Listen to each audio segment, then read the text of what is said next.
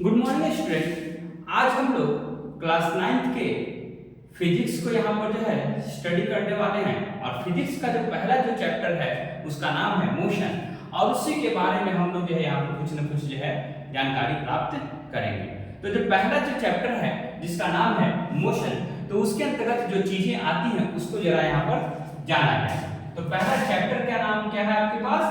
Motion. तो पहला जो चीज आपको जानना है कि मोशन होता क्या है। मोशन मींस होता है गति। मोशन मींस क्या होता है? गति। तो मोशन जिसको हम लोग इस रूप में डिफाइन कर सकते हैं, a body is said to be in its motion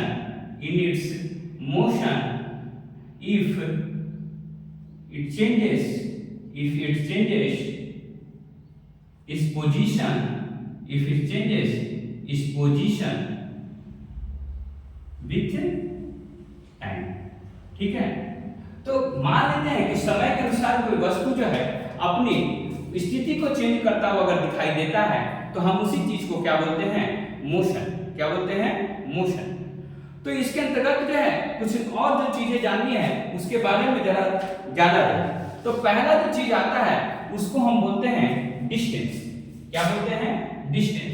तो डिस्टेंस जिसको हम लोग किस रूप में डिफाइन करेंगे? डिस्टेंस को हम लोग हिंदी में बोलते हैं दूरी। तो डिस्टेंस को हम बोल सकते हैं the distance travelled by body, the distance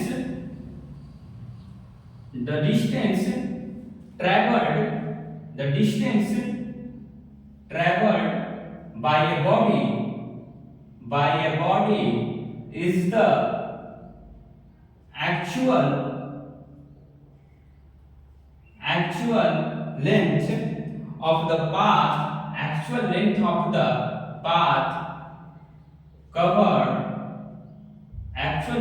path covered by a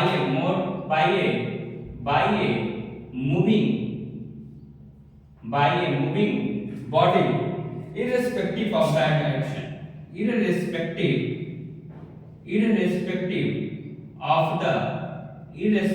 of the direction। Means कहने का मतलब जो है the distance traveled by body is the actual length of the path covered by a moving body irrespective of the direction। तो आपको जब दूरी ज्ञात करनी होती है तो उस दौरान जो है उस दूरी का कौन सा डायरेक्शन है, कौन सी दिशा है, उसके बारे में आपको जो है जानकारी प्राप्त नहीं करना होता है। ठीक है, तो जो डिस्टेंस मूव किया जाता है, जितनी यात्रा उसके द्वारा की जाती है, उसी दूरी को हम लोग क्या बोलते हैं? डिस्टेंस। क्या बोलते हैं? Distance. And the next part is the displacement. क्या बोलते हैं उसको? Displacement.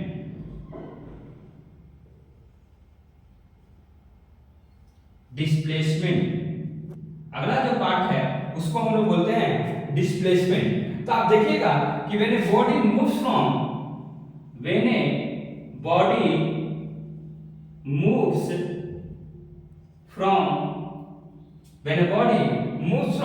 one position to the another,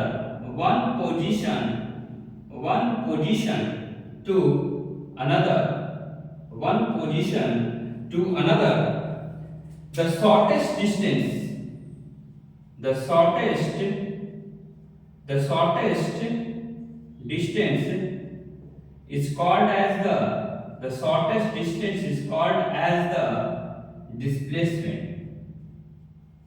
as the displacement। तो जो छोटी से छोटी जो दूरी जो तय की जाती है उसे हम बोलते हैं क्या? डिस्प्लेसमेंट। तो देखिए यहाँ पर मैं आपको समझाता हूँ कि डिस्टेंस और डिस्प्लेसमेंट होता क्या है। मान लेते हैं कि कोई व्यक्ति जो है यहाँ पर ए पोजीशन पर खड़ा था और ये बी पोजीशन तक जाता है और उसके बाद सी पोजीशन तक रीच आउट करता है। इस कहने का मतलब इसका स्टार्टिंग यहाँ है और एंड यहाँ है जो कि सी है। तो इस दौरान देखिएगा ए से बी और बी से सी की जो दूरी है, इस कहने का मतलब AC जो लिखा जाएगा हम उसको AB प्लस BC भी लिख सकते हैं। तो इस दौरान जो ये जो एक चीज जो दूरी जो ज्ञात होगी उसे हम बोलेंगे क्या? डिस्टेंस। क्या बोलेंगे? डिस्टेंस। और वहीं पर मान लेते हैं कि ये जो स्लोप जिसको हम लोग AC भी बोल सकते हैं, इस तरीके से भी जो है AC की यात्रा की जा सकती है। तो ये जो स्लोप जिसको हम लोग जो है स्लोप का रूप दे सकते हैं, जिसे हम बोलेंगे क्या? डिस्प्लेसमेंट। जिसे हम बोलेंगे क्या?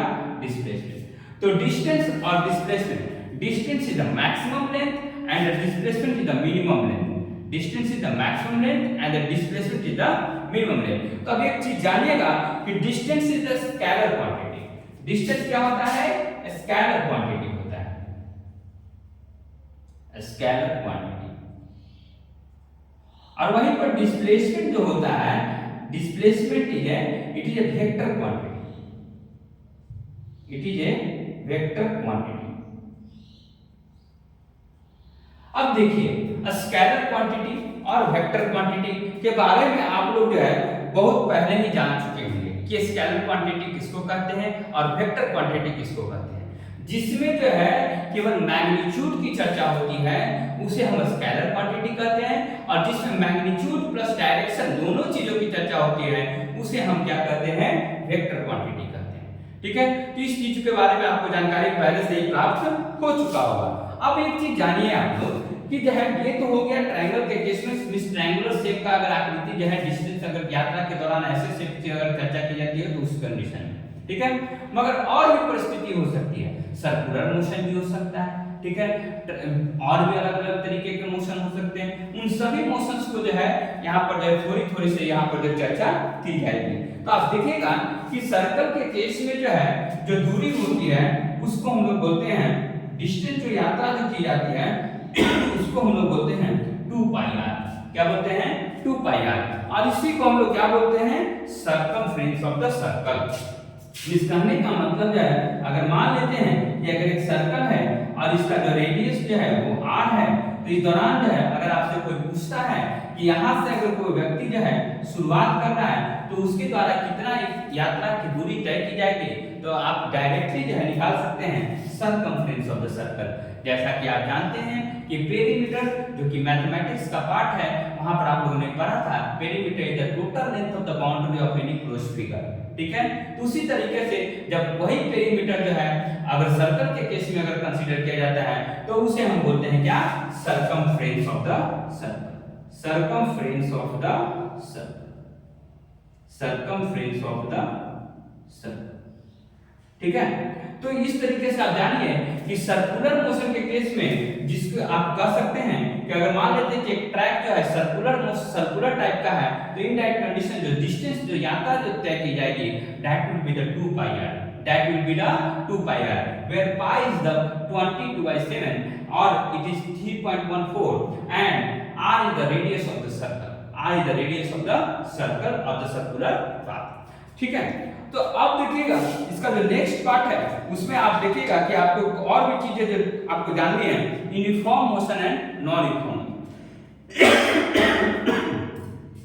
तो अगला जो पार्ट है uniform motion.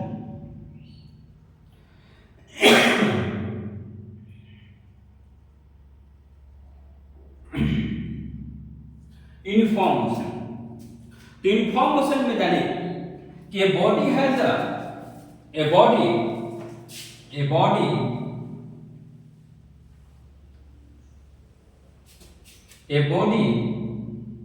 has a uniform motion if it travels equal distances, if it travels equal distances in equal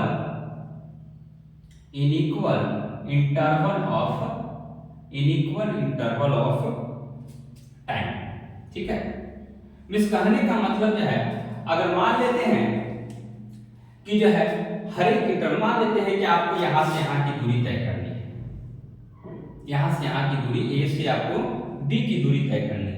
तो अगर मान लेते हैं कि ये जो है समय जो है बराबर होता है तो उस कंडीशन में अगर सेम दूरी तय की जाती है तो वैसे मोशन को हम लोग जो है अगर मान लेते हैं कि 1 सेकंड के बाद वस्तु यहाँ चली आती है, 2 सेकंड के बाद यहाँ, 3 सेकंड के बाद यहाँ, तो इस कंडीशन में अगर मान लेते हैं इस दौरान 1 मीटर की यात्रा तय की जाती है, 1 मीटर की यात्रा अगले कंडीशन में भी तय की जाती है और अगले में भी 1 मीटर की यात्रा तय की जाती है, तो ऐसे मोशन को हम लोग क्या बोलते हैं? Uniform motion.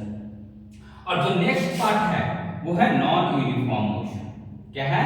Non uniform motion,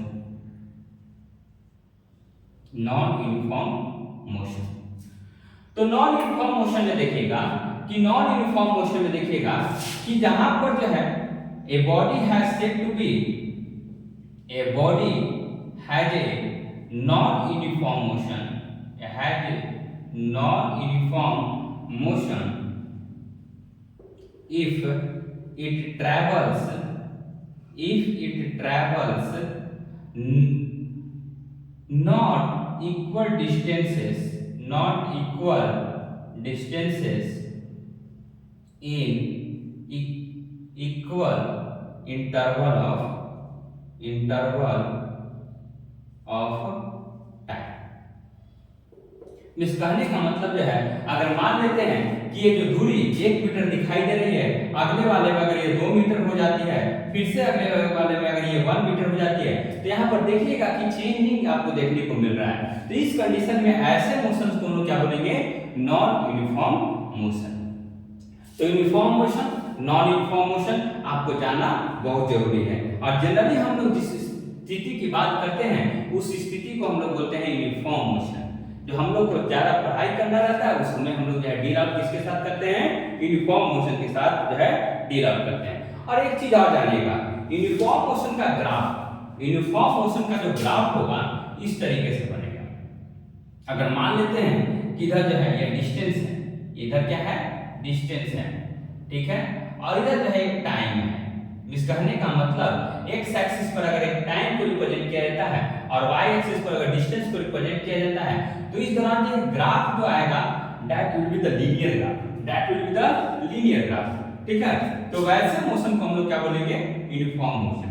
और जब uniform motion, non uniform motion की चर्चा होगी तो फिर से जब ग्राफ को रिप्रेजेंट किया जाएगा तो यहाँ पर देखिएगा जब एक्स एक्सिस पर टाइम रखेंगे और वाई एक्सिस पर जो है, वाई एक्सिस पर हम लोग अगर डिस्टेंस को रखते हैं, डिस्टेंस को अगर हम रखते हैं तो इस दौरान जो ग्राफ जो आपको आने वाला है उस ग्राफ को देखिएगा, स्थिति को, ये थोड़ा कर्व्ड ग्राफ होगा। कैसा ग्राफ होगा, कर्व्ड ग्राफ। तो जब कर्व्ड ग्राफ आपको मिलेगा इसका मतलब कैसा मोशन है, non uniform motion. Next part जो इसकी चर्चा हम लोग जो है करने वाले हैं, that is the speed, that is the speed, velocity, speed, velocity and the acceleration, and the acceleration, ठीक है। तो तीसरा जो पार्ट है इसकी, इस चैप्टर का, उसको हम लोग स्पीड, वेलोसिटी एंड एक्सेलरेशन के रूप में चर्चा करते हैं। तो देखिए स्पीड क्या होता है, स्पीड इज द, स्पीड आप लोग जानते हैं कि speed is the distance travelled, distance travelled, distance travelled with respect to time. इस कहने का मतलब जो है कितनी दूरी जो है तय की गई है कितने समय में, उसको हम लोग क्या बोलते हैं, स्पीड। क्या बोलते हैं, स्पीड। और जान लीजिए कि स्पीड का यूनिट जो होता है वह आप देखिएगा कि स्पीड का जो यूनिट होता है that is the metre per second, that is the metre per second. हम लोग इसको जो है मीटर पर सेकंड के रूप में जानते हैं। अब एक चीज जानिए कि यहाँ पर जो है इस स्पीड को हम लोग v के रूप में रिप्रेजेंट करते हैं, डिस्टेंस ट्रैवल को s के रूप में, और टाइम को जो है t के रूप में रिप्रेजेंट करते हैं। तो so v is equal to s बटा t। तो velocity is equal to speed divided by time. इस तरीके से हम इसका रिप्रेजेंटेशन करते हैं। अगला जो ध्यान रखिएगा कि ये जो मीटर पर सेकंड होता है that is the SI unit, that is the SI unit. तो बहुत तरीके का यूनिट आप लोग जो है जानते होंगे। यूनिट्स जो होते हैं वो बहुत तरीके का होते हैं।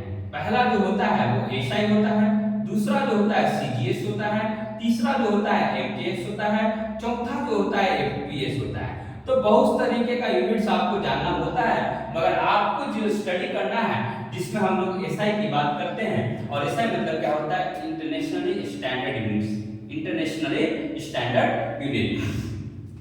तो आप देखिएगा कि स्पीड जो होता है ये स्केलर क्वांटिटी होता है। क्या ऐसा क्वांटिटी होता है, स्केलर क्वांटिटी। तो speed is a scalar quantity. तो ध्यान रखिएगा स्पीड क्या होता है, स्केलर क्वांटिटी। और स्पीड को जो हम लोग मेजर करते हैं, आप लोग पहले ही जानते होंगे कि एक डिवाइस आप लोगों ने पढ़ा होगा, स्पीडोमीटर। क्या होता है, स्पीडोमीटर। और दूसरा एक और डिवाइस आप लोगों ने देखा होगा, ऑडोमीटर। ऑडोमीटर। तो स्पीडोमीटर करता क्या है? इट मेजर्स द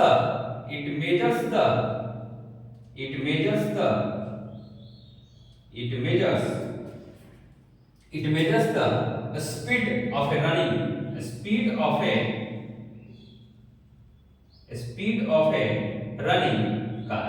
ठीक है, तो कार के अगर स्पीड को, अगर कोई कार रन कर रहा है, दौड़ रहा है, तो उस कंडीशन में उसके स्पीड को अगर मेजर किया जाता है तो उसका डिवाइस का नाम क्या है? स्पीडोमीटर। दूसरा क्या है? It odometer, and it measures the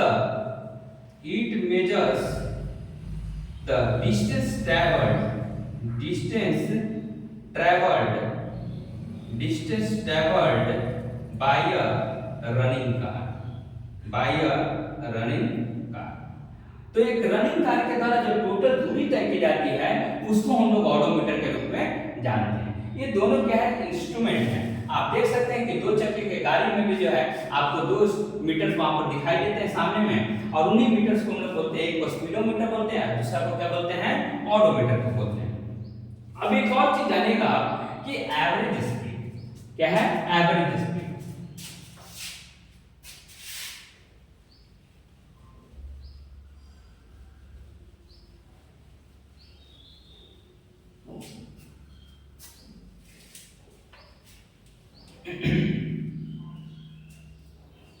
अगला जो पार्ट है वो क्या है? एवरेज स्पीड, जिसको आपको जानना जरूरी है। Average speed.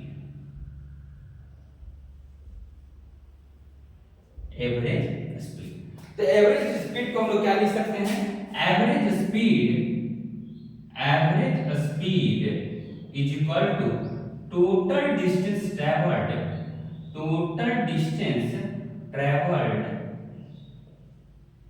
Divided by total time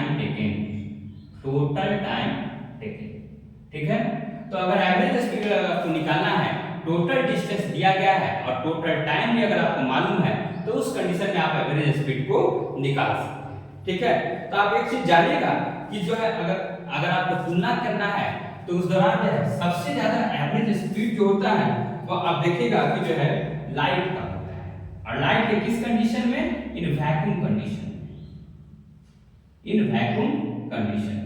और वैक्यूम में जानते हैं कि जहां पर हवा की उपस्थिति नहीं होती है उसे हम वैक्यूम कंडीशन कहते हैं। मान लें कि जिस कमरे में हम पढ़ा रहे हैं उस कमरे में अगर हवा की उपस्थिति ना हो तो उस कंडीशन में हम तो खत्म ही हो जाएंगे, तो उस कंडीशन में हम वैसी स्थिति को जो है वैक्यूम कहते हैं। तो जानिए कि जो भी रिसर्च के काम होते हैं ज्यादातर वैक्यूम कंडीशन में ही किए जाते हैं।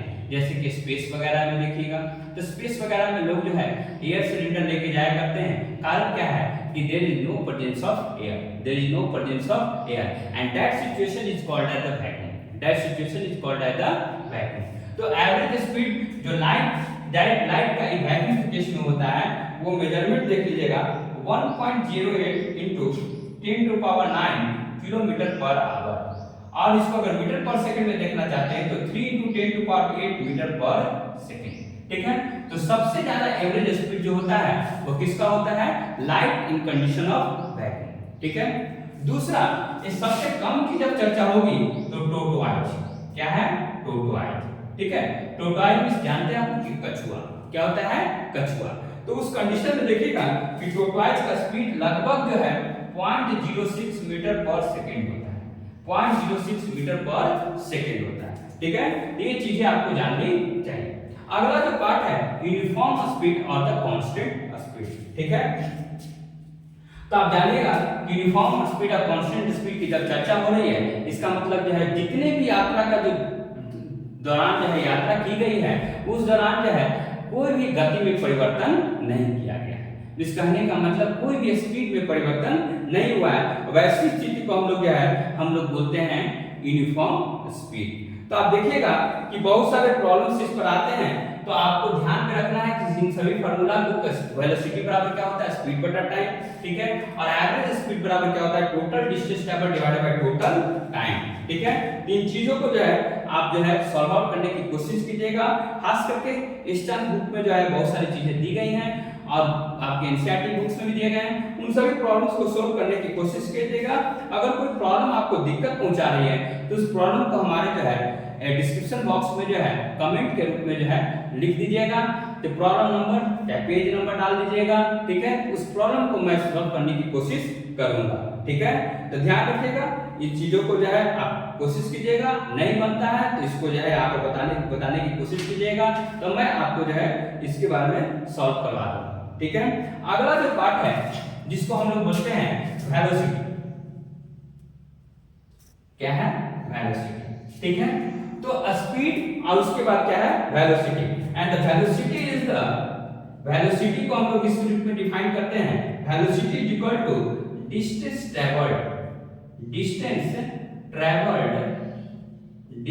Travelled in a given direction, in a given direction, in a given direction, ठीक है, divided by time taken, divided by time taken, ठीक है। तो वेलोसिटी को जो है हम लोग लिखते हैं क्या, s बटा t। अब देखिएगा कि मैंने स्पीड को भी वेलोसिटी स्पीड s बटा t लिखा है, और यहाँ पर जो है वेलोसिटी को भी मैं कह रहा हूँ क्या, s बटा t है। मगर ध्यान दीजिएगा एक स्केलर क्वांटिटी है और वेलोसिटी क्या है, एक वेक्टर क्वांटिटी है। वेलोसिटी क्या है, ये वेक्टर क्वांटिटी है, ठीक है। अंतर बस यही है कि that is the scalar quantity and this is the vector quantity, this is the vector quantity. और स्केलर वेक्टर में आप अंतर जानते होंगे, आपको बताया भी गया है कि स्केलर क्वांटिटी जिसका केवल मैग्नीट्यूड की चर्चा होगी उसे हम स्केलर क्वांटिटी बोलते हैं, जिसमें मैग्नीट्यूड प्लस डायरेक्शन दोनों की चर्चा होगी उसे हम वेक्टर क्वांटिटी बोलते हैं, ठीक है। मगर दोनों में स्पीड और वेलोसिटी में कोई अंतर आपको देखने को नहीं मिलेगा, एक में डायरेक्शन की उपस्थिति होगी और एक में डायरेक्शन की कोई भी चर्चा नहीं की जाएगी, ठीक है, जिसको ध्यान रखिएगा। और वेलोसिटी इज इक्वल टू हम लोग डायरेक्ट हम लिख सकते हैं कि velocity is equal to displacement बटा बटा टाइम, डिस्प्लेसमेंट बटा टाइम, ठीक है। तो वेलोसिटी इज इक्वल टू हम लिख सकते हैं डिस्प्लेसमेंट बटा टाइम, ठीक है। और एसआई यूनिट की जब चर्चा होगी तो इसका भी SI unit metre per second होता है, और इसका भी एसआई यूनिट जो होता है वो आपको मीटर पर सेकंड ही होता है, ठीक है। तो ध्यान रखिएगा, इसमें कोई भी आपको परिवर्तन आपको देखने को नहीं मिलेगा। अब देखिएगा जैसे आपने एवरेज स्पीड निकाला था उसी तरीके से आपको एवरेज वेलोसिटी भी निकालना है।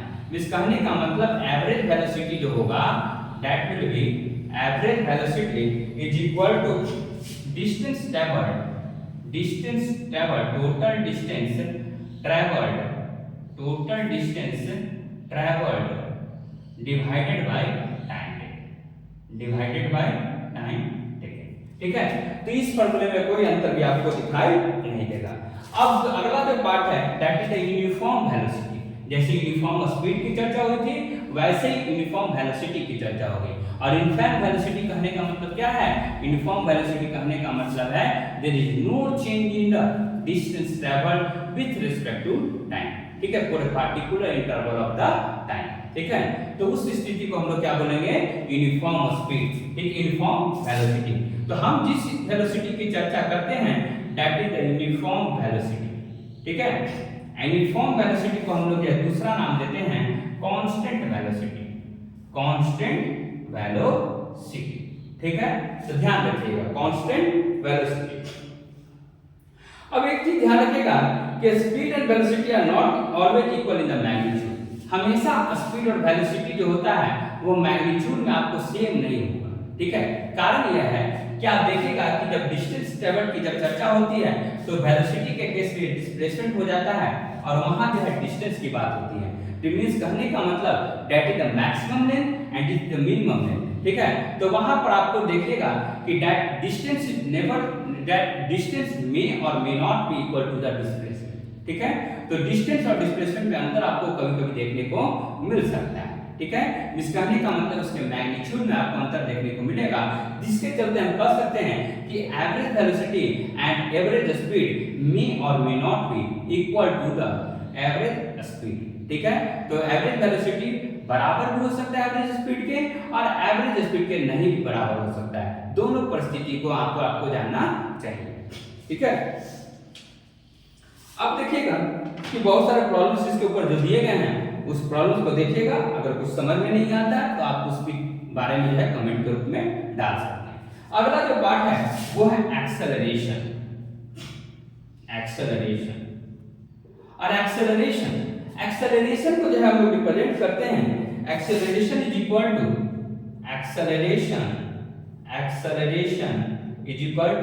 Change in velocity with respect to time taken for the change, time taken for a change, ठीक है। तो change in velocity with respect to time taken for a change, means कहने का मतलब एक्सेलरेशन को हम लोग रिप्रेजेंट करते हैं ए के रूप में, और चेंज इन वेलोसिटी मींस कहने का मतलब final velocity minus initial velocity divided by time. Means कहने का मतलब जहां पर v जो होगा, आप इस फार्मूला को ध्यान में रखिएगा, a बराबर v minus u divided by t, जहां पर v जो है फाइनल वेलोसिटी है, v क्या है फाइनल वेलोसिटी है, और u क्या है इनिशियल वेलोसिटी, ठीक है, और t जो है वो टाइम टेकन है, ये क्या है टाइम टेकन फॉर चेंज, ठीक है। अब देखिएगा हमेशा जो है ऐसा नहीं है कि u 0 ही होगा, जब रेस्ट कंडीशन होगा उस कंडीशन में मान लेता हूं कि मैं बैठा हूं और उस कंडीशन में मुझ में कोई मूवमेंट आता है, जैसे यहां से मैं कहीं दौड़ कर जाता हूं, तो मेरा जो u होगा वो 0 होगा, ठीक है। तो इन केस ऑफ रेस्ट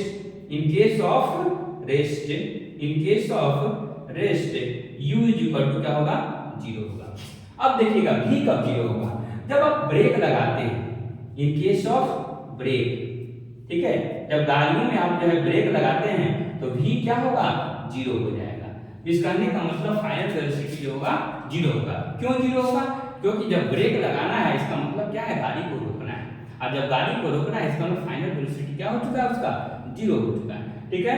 तो u 0 कब होगा जब रेस्ट पोजीशन होगा, और v कब 0 होगा जब ब्रेकिंग कंडीशन होगा, ठीक है, जब ब्रेक अप्लाई होगा, ठीक है। तो ध्यान रखिएगा इस चीज को, तो आपके प्रॉब्लम्स में कोई दिक्कत नहीं होगी। और जब आप जानते हैं कि जो है यूनिफॉर्म वेलोसिटी की चर्चा की गई है, यूनिफॉर्म स्पीड की चर्चा की गई है, तो अब आपको एक चीज और जानना है, that is the uniform acceleration.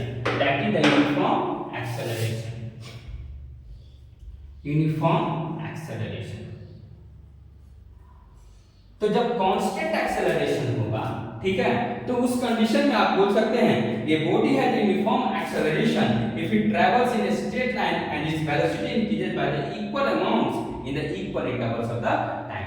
तो अगर ऐसी परिस्थिति होती है जहां पर जो है चेंजिंग जो हो रहा है वो कांस्टेंट है, ठीक है, तो उस कंडीशन में हम बोल सकते हैं कि that is the uniform acceleration. अगर चेंजिंग जो है वो नॉन कांस्टेंट है, इस कहने का मतलब अलग-अलग वैल्यू आपको अगर मिलता हुआ दिखाई दे रहा है, तो उस स्थिति को हम लोग क्या बोलेंगे नॉन यूनिफॉर्म एक्सेलरेशन,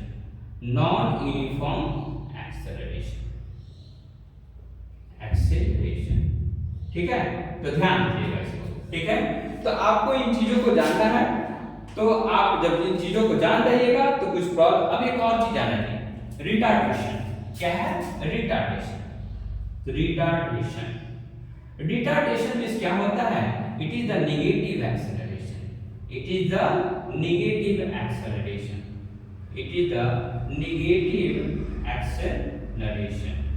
ठीक है। तो जो नेगेटिव एक्सेलरेशन होता है उसी को हम लोग क्या बोलते हैं रिटार्डेशन, ठीक है। अब जो है इसका एक और नाम होता है डिसेलरेशन, ठीक है।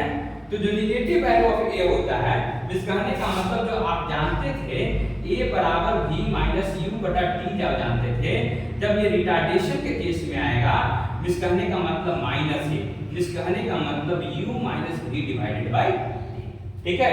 तो ये क्या कहलाएगा रिटार्डेशन, ये क्या कहलाएगा रिटार्डेशन, ठीक है। जैसे कि आप जानते हैं कि जो है बहुत सारे जगह पर जो है जैसे ब्रेक वगैरह जब लगता है तो उस कंडीशन में जो है आपको रिटार्डेशन का जरूरत पड़ता है। इस कहने का मतलब नेगेटिव एक्सेलरेशन का जो है परिस्थिति आपको उत्पन्न हो जाता है, ठीक है। तो ध्यान रखिएगा। अब एवरेज वेलोसिटी आप जानते हैं कि एवरेज वेलोसिटी का एक और फॉर्मूला याद रखिएगा कि एवरेज वेलोसिटी एक तरीके से जो है निकाला जाता है इस तरीके से, ठीक है। मगर अगर आपको जो है एवरेज वेलोसिटी अगर आपको निकालना है तो एक चीज और जानिएगा, average velocity is equal to जो होता है initial velocity plus final velocity divided by, ठीक है। मींस कहने का मतलब u plus v divided by 2।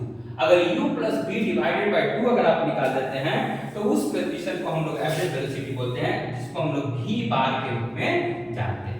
तो v bar is equal to u plus v divided by 2, that is called the average velocity. तो इसके ऊपर बहुत सारे जो है क्वेश्चंस आपको दिए गए हैं, ठीक है।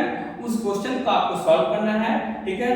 तो अप टू जो है पहला जो पार्ट है इस चैप्टर का वो खत्म हो चुका है और नेक्स्ट पार्ट की जो चर्चा जो है हम अगले क्लास में करेंगे, ठीक है। तो आप लोग निरंतर जो है हमारे साथ जो है बने रहिए और जो है हमारा सहयोग करते रहिए। हमारे चैनल को जो है ज़्यादा से ज़्यादा लोगों तक पहुंचाने की कोशिश कीजिए और जो है हमारे ऑफलाइन क्लासेस के साथ भी जुड़ने का अगर मन है तो जुड़ सकते हैं।